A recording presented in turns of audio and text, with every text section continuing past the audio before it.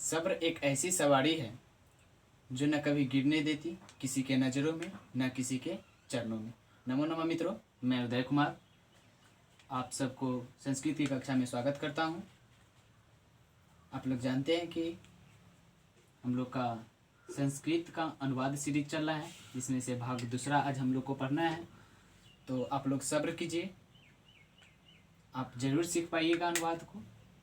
एकदम आसान तरीके से हम लोग सीखेंगे। भी पिछले क्लास में हम लोग अनुवाद के जो भी बेसिक नियम थे उस सबको देखे थे, जिसमें लकार की चर्चा हुई थी और लट लकार के बारे में आपको बताए थे। आज हम लोट लकार लेकर उपस्थित हैं, तो आप ध्यान से समझिए और सब्र कीजिए, ज़रूर आप सीख पाइएगा। देखेंगे लोट लकार। लोट लकार आज्ञा, अनुरोध या आशीर्वाद के लिए प्रयोग किया जाता है। यानी कि लोट लकार का प्रयोग जब भी हम करते हैं तो वाक्य से यह प्रतीत हो जाता है कि इसमें या तो आज्ञा होगा, या तो अनुरोध होगा, या आशीर्वाद होगा। इसका परिभाषा आप इस तरह से कह सकते हैं कि जिस हिंदी वाक्य से प्रतीत हो कि वाक्य में आज्ञा, अनुरोध या आशीर्वाद का बोध होता है, उसे लोट लकार के अंतर्गत रखा जाता है। यानी कि कहने का मतलब कि आज्ञा वाक्य से पढ़ने के बाद आपको पता चल जाए कि इसमें कोई आज्ञा दे रहा है, या फिर किसी से कोई अनुरोध कर रहा है, या किसी को आशीर्वाद दे रहा है। तो ये इस सबको हम लोग लोट लकार में रखते हैं। जैसे यहाँ पे है मैं जाऊँ, क्या है? मैं जाऊँ, यानी कि यह अनुरोध है, यह अनुरोध है। मेरे लिए एक गिलास पानी लाओ जी, ये हम बोलते हैं तो एक अनुरोध भी हो सकता है, लेकिन इसे हम कड़े आवाज में बोले मेरे लिए एक गिलास पानी लाओ, तो यह क्या हो जाएगा? यह आज्ञा हो जाएगा, यानी कि मैं किसी को आज्ञा दे रहा हूँ।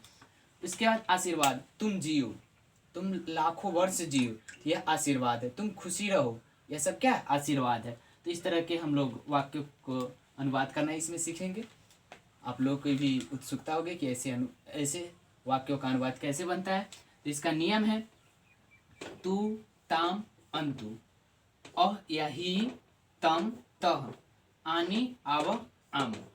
तो ये नियम है। अब इस पे मैं आपको 10 अनुवाद भी बताऊंगा। अभी देख लीजिए आप आखिर इसका क्या बनेगा। तो मैं का संस्कृत आपको मैं पिछले वीडियो में बता चुका हूँ। मैं का संस्कृत क्या होता है मित्रों? अहम होता है। क्या होता है? अहम होता है। जाने के लिए मूल धातु गच्छ होता है, और पाणिनि के व्याकरण के नियम से ग व्यंजन बने, इसीलिए म यह अनुस्वार में बदल जाएगा। इसको आपको भूलना नहीं होगा, है ना।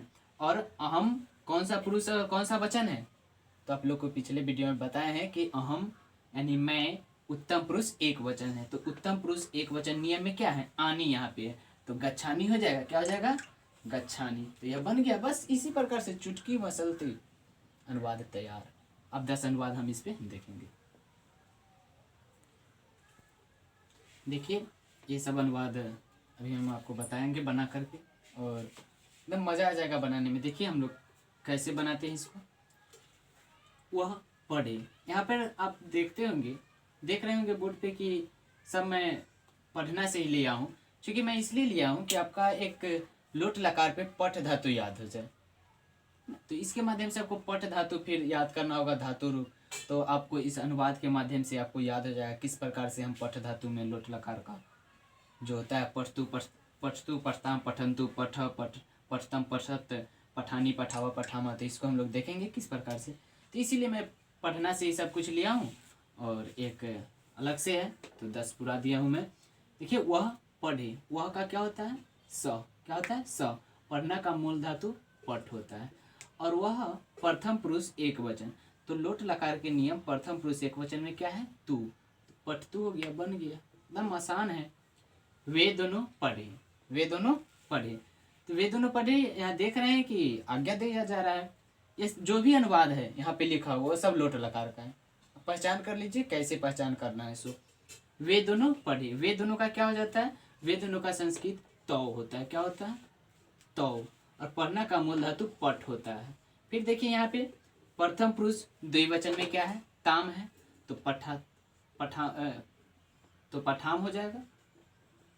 ताम है तो सॉरी पठताम हो जाएगा। क्या हो जाएगा? पठताम हो जाएगा। यहाँ पे आ गया। इसके बाद देखिए वे सब पढ़े, वे सब यानी कि वे लोग, तो इसका संस्कृत ते हो जाएगा। और प्रथम पुरुष बहुवचन अंतु है, पठ मूल धातु हो जाएगा, तो अंतु तो क्या हो जाएगा? पठंतु। क्या हो जाएगा? पठंतु हो जाएगा। क्या हो जाएगा? पठंतु। तो यह अनुवाद आपका बन गया। इसके बाद तू पढ़ो। तू पढ़ो यानी कि तुम से बात हो रही है। तुम का संस्कृत त्वम होता है। क्या होता है? त्वम होता है। पढ़ना का मूल धातु पठ होता है। यहाँ पर प व्यंजन वर्ण है, इसीलिए म अनुस्वार में बदल जाएगा।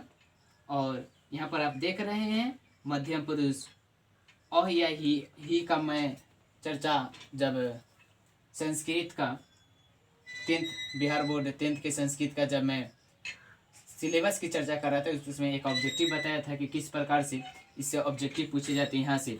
तो उसमें बताया था कि हन धातु लोट लकार मध्यम पुरुष एक वचन में क्या होता है, तो उसका हमें जही बताया था। यही जो ही है वहाँ पे जा कर के जुड़ गया है तो वो जही हो जाता है। तो यहाँ पर मुझे इसकी काम नहीं है, आवश्यकता नहीं है, तो यह पठा हो गया, बन गया ये पूरा। इसके बाद देखिए तुम दोनों पढ़ो। तुम दोनों पढ़ो, तुम दोनों का क्या होता है? युवाम। क्या होता है मित्रों? युवाम होता है। और पढ़ना का मूल धातु पठ होता है। क्या होता है? पठ। और तुम दोनों द्विवचन मध्यम पुरुष द्विवचन में है तो पठतम हो जाएगा। तो यहाँ पर पठतम कर दिए और यह पौ व्यंजन वर्ण है, इसीलिए इसको अनुस्वार में बदल दिए। शायद ये सब आपको समझ में आ रहा होगा, और नहीं समझ में आता है तो हमें कमेंट करके भी बताएं। देखिए छठा अनुवाद देखते हैं। तुम लोग पढ़ो। तुम लोग पढ़ो। तुम लोग का क्या होता है? यूयम होता है। क्या होता है संस्कृत? यूयम। पढ़ना का मूल है तो पठ। क्या होता है? पठ।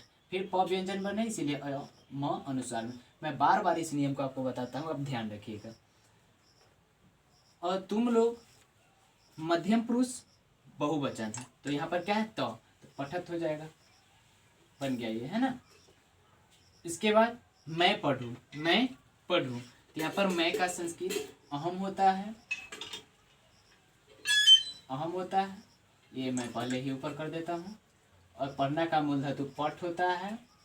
और यहाँ पर देखिए उत्तम पुरुष एक वचन में आनी है तो पठानी हो जाएगा। अहम पठानी। इसके बाद हम दोनों पढ़े। हम दोनों पढ़े। हम दोनों का संस्कृत क्या होता है? यहाँ पे आप लोग जानते हैं, आवाम हो जाएगा। और पढ़ना का मूल धातु पठ हो जाएगा। और हम दोनों उत्तम पुरुष द्विवचन है, तो यहाँ पर क्या है नियम में? उत्तम पुरुष द्विवचन लोट लकार में तो आवा है तो पठावा हो जाएगा। इसके बाद हम लोग पढ़े। हम लोग का संस्कृत आप लोग जानते हैं वयंग हो जाएगा। पढ़ना का मूल धातु पठ होता है। और हम लोग उत्तम पुरुष बहुवचन है, तो उत्तम पुरुष बहुवचन में आम है तो पठाम हो गया। उसके बाद एक ये अलग से है, तो आप लोग ऐसा बोर्ड एग्जाम में फेमस ये सब क्वेश्चन है। ये क्वेश्चन चूंकि फेमस है, बार बार पूछा जाता है। हमेशा सत्य बोलो। हमेशा का क्या होता है आप लोग जानते हैं? सर्वदा। क्या होता है? सर्वदा। सत्य का सत्य लिख दीजिए, बोलना का बद, यानी कि हमेशा सत्य बोलो, यानी कि तुम हमेशा सत्य बोलो। तो यहाँ पे मध्यम पुरुष का प्रयोग किया गया है, तो सर्वदा सत्य बद बन गया। तो इस प्रकार से शायद ये आपको समझ में आ गया होगा। मैं अगले वीडियो में पार्ट 3 में मैं लिट लकार को लेकर आऊँगा, और वहाँ पे आप इसको देख सकते हैं। अगर जी आप लट लकार का अनुवाद देखना चाहते हैं तो डिस्क्रिप्शन बॉक्स में मैं उस वीडियो का लिंक डाल दूंगा, आप वहाँ से देख सकते हैं। तो यदि आपको यह पसंद आया हो तो लाइक करें, शेयर करें, कमेंट करें। और मैं बार बार कहता हूँ कि कर भला तो हो भला। आप दूसरे के लिए भला कीजिएगा। किसी मित्रों को आप शेयर करते हैं तो आप दूसरे का भला कीजिएगा तो आपका भी भला होगा। और इस प्रकार से ये वीडियो आप मित्रों में शेयर ज़रूर कीजिएगा। जय हिंद।